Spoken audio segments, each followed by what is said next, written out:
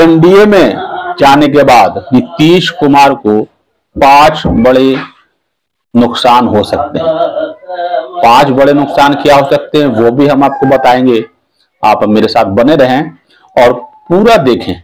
हम आपको बता रहे हैं बिहार के मुख्यमंत्री श्री नीतीश कुमार ने एक बार फिर से एनडीए में चले गए हैं, ज्वाइन कर लिया है। एनडीए ज्वाइन करते ही नीतीश कुमार को महागठबंधन पर हमलावर हो गए हैं। उनका कहना है कि उनके साथ काम उनको करने नहीं दिया जा रहा था। उन्होंने साफ आरोप लगाया है आरजेडी पर कि उन्हें काम नहीं करने दिया जा रहा था।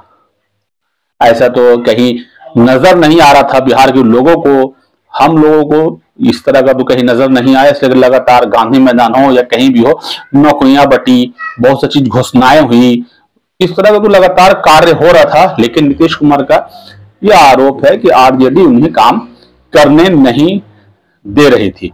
वही इन सब के बीच अब सवाल उठ रहा है कि क्या एनडीए में जाने के बाद नीतीश कुमार को अन्य सहयोगी दलों का दबाव झेलना पड़ेगा या झेल पाएंगे।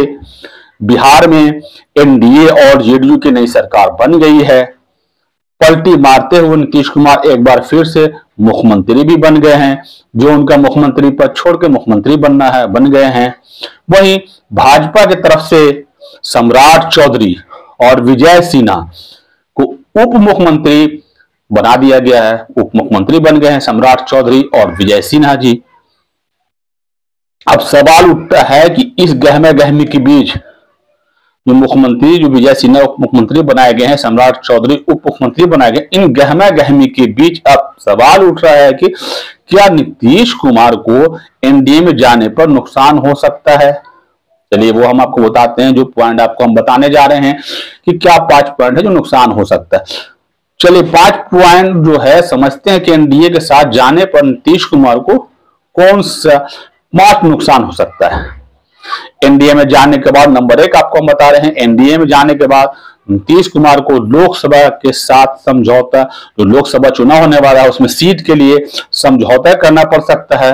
यानी भाजपा पहले 17 सीट देने से इनकार कर सकती है। यह बड़ा सवाल, भाजपा जो है जेडीयू को 17 सीट लोकसभा चुनाव में देने से इनकार कर सकती है। ये पहला संभावना हम आपको बताने जा रहे हैं। दूसरी संभावना है कि एनडीए में जाने के बाद नीतीश कुमार को अब भाजपा के 2 दिग्गज कौन है वो आप जाने, उप मुख्यमंत्री जो बनाए गए हैं सम्राट चौधरी और विजय सिन्हा, जो है 2 दिग्गज, वो है फायर ब्रांड है जेडीयू के, वो निपटना, वो दोनों को निपटना आसान नहीं होगा। तीसरा है चिराग पासवान के साथ समझौता करना भी बड़ी मुश्किल होगा।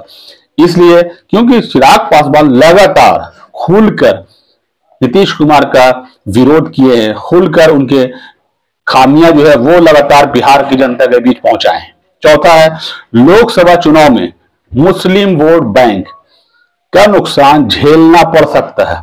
यह भी बहुत बड़ा फैक्टर हो सकता है लोकसभा चुनाव में। मुस्लिम बैंक वोट है वो कहीं ना कहीं राजद की तरफ, जो जेडीयू की तरफ था, वो जा सकता है। इसलिए वो बीजेपी में जो चले गए हैं, इसके वजह से जो राम मंदिर का जो मुद्दा था, राम मंदिर जो बनी, उसकी वजह से वो कहीं ना कहीं अल्पसंख्यक का वोट जेडीयू को छोड़कर आरजेडी में जा सकता है। यह नुकसान हो सकता है नीतीश कुमार को, क्योंकि लालू यादव सांप्रदायिकता का आरोप लगाकर मुस्लिम वोटरों को अपनी तरफ खींच सकते हैं।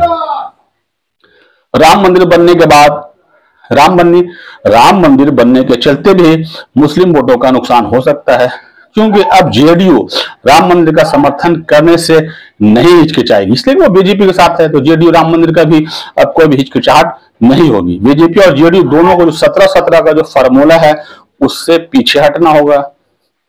उम्मीद लगाई जा रही है कि लोकसभा चुनाव के लिए सीट बंटवारे पर भी जेडीयू, भाजपा और एनडीए के सहयोगी दलों के बीच जल्द चर्चा होगी। 2019 के फॉर्मूले के तहत जेडीयू को 17 सीटों की मांग इस बार पूरी नहीं हो सकती, क्योंकि उसके कुछ नए सहयोगी बनने हैं। जैसे जीतन राम मांझी है हिंदुस्तान अवाम मोर्चा सेकुलर, रामविलास पासवान की 2 पार्टी हो गई है टूट के, उपेंद्र कुशवाहा हैं और भी चिराग पासवान की 2 पार्टी हो गई है। कहीं ना कहीं मामला जो है इतनी आसान नहीं है। जेडीयू तो एनडीए सरकार में बना ली है, लेकिन कहीं ना कहीं नीतीश कुमार के लिए ये हमवार बड़ा मुश्किल है। तो बिहार में जो अब वक्त आने वाला है, फ्लोर टेस्ट अभी बाकी है, कहीं ना कहीं कुछ तो होगा ही। लगातार इस तरह की चर्चाएं हम आपको दिखा रहे हैं। अगर हमारे जो आपको दिखाया वो पसंद है, अगर अच्छा लगी हो तो लाइक करें, शेयर